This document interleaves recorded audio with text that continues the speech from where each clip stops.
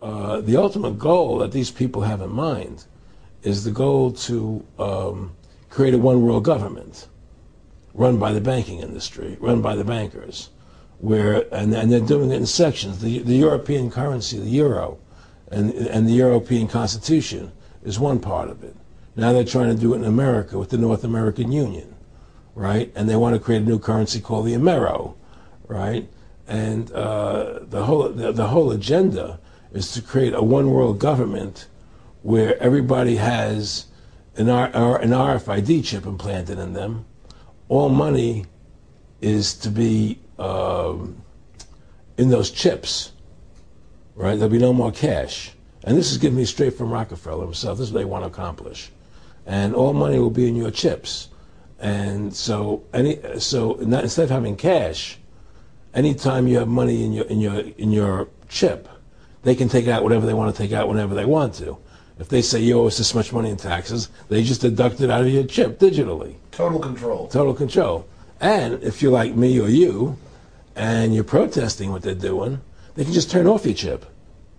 And you have nothing. You can't buy food.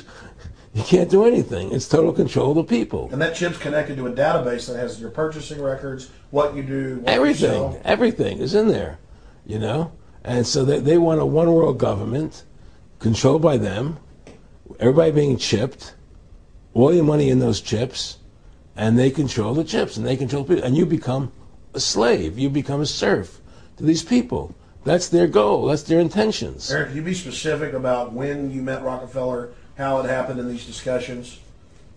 I met Rockefeller through a female attorney I knew who called me up one day and said, one of the Rockefellers would like to meet you. I had made a video called Mad as Hell, and he'd seen the video and wanted to meet me and knew I was running for governor of Nevada. So sure, I'd love to meet him. And I met him, and I liked him, and he was a very, very smart man. And we used to talk and share ideas and thoughts.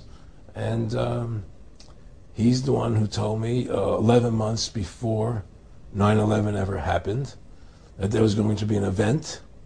Never told him what the event was going to be, but there was going to be an event. And out of that event, we were going to invade Afghanistan to run pipelines from the Caspian Sea.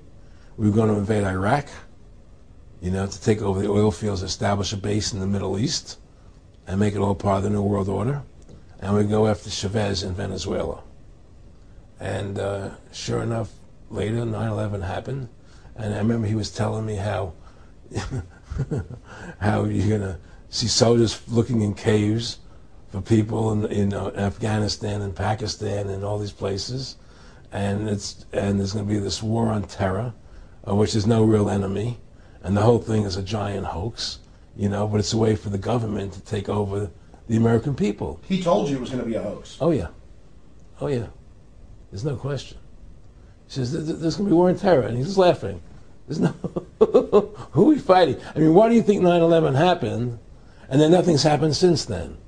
Do you think that our security is so great here that these people who pulled off 9/11, who were able to, can't knock down another plane? Come on, it's ridiculous.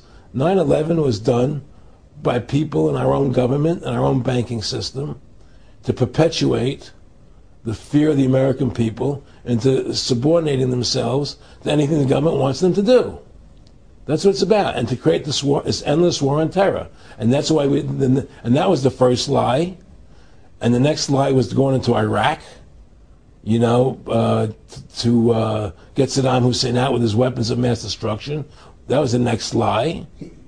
Now, specifically, this was a little over 6 years ago. This was 11 months before 9/11. Yeah. And Nick Rockefeller, who's a lawyer, he's become your friend over the previous years, and he's saying to you that there's going to be this big event, and then out of that we're going to have a war on terror, and it's just going to go on and on. Right. An endless war on terror without any real enemy. That you can never, so you can never define a winner. And did he say that it's going to be perfect because you can't define an enemy? It just goes on and on? Yeah, because you can't define a winner. There's no one to beat, so it goes on and on forever. And they can do whatever they want. They scare the hell out of the American public. Look, this whole war on terror is a fraud.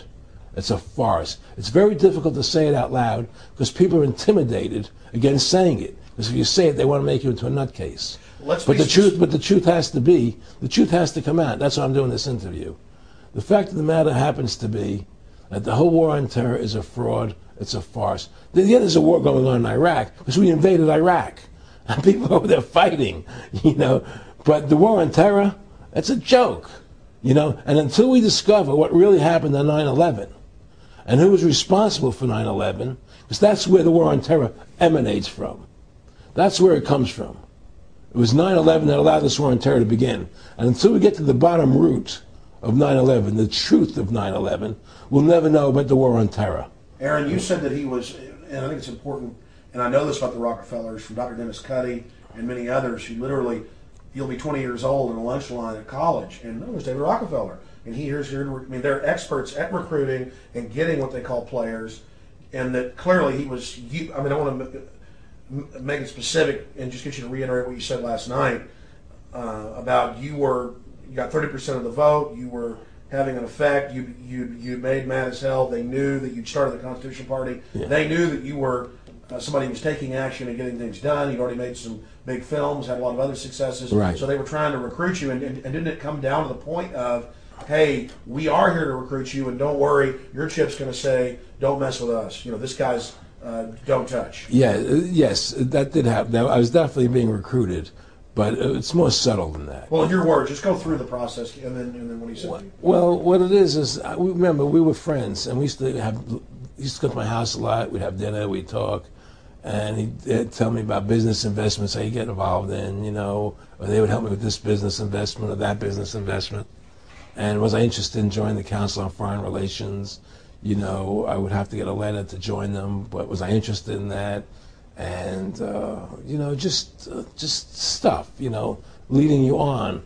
And I used to say to him that I never really did that because that wasn't where I was coming from. You know, as much as I like you, Nick, you know, your ways and my ways, we're on the opposite side of the fence. You know, I don't believe in enslaving people, you know, and he would come back with, oh, I do? Or? Well, it would be more like, you know. It's better for them. Well, it's more like, you know, how do I put it? It was like,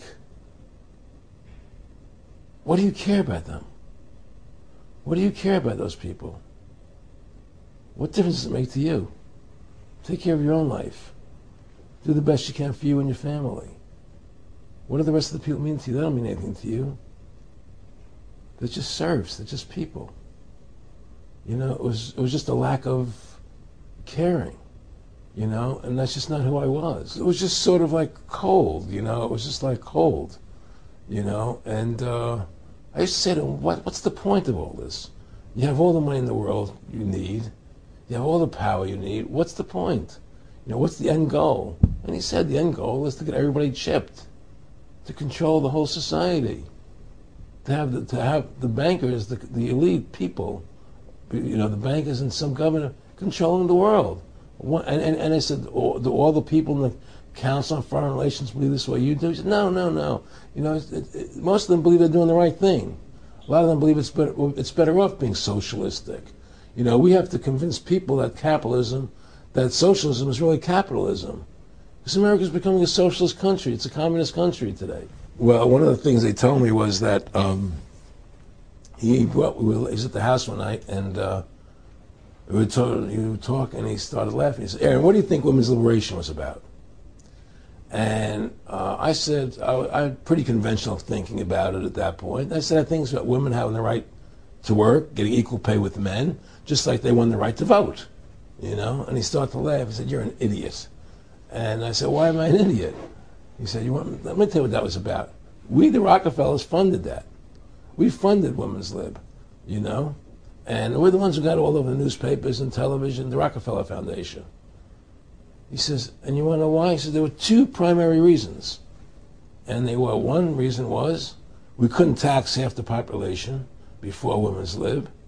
And the second reason was, now we get the kids in school at an early age. We can indoctrinate the kids how to think. It breaks up their family.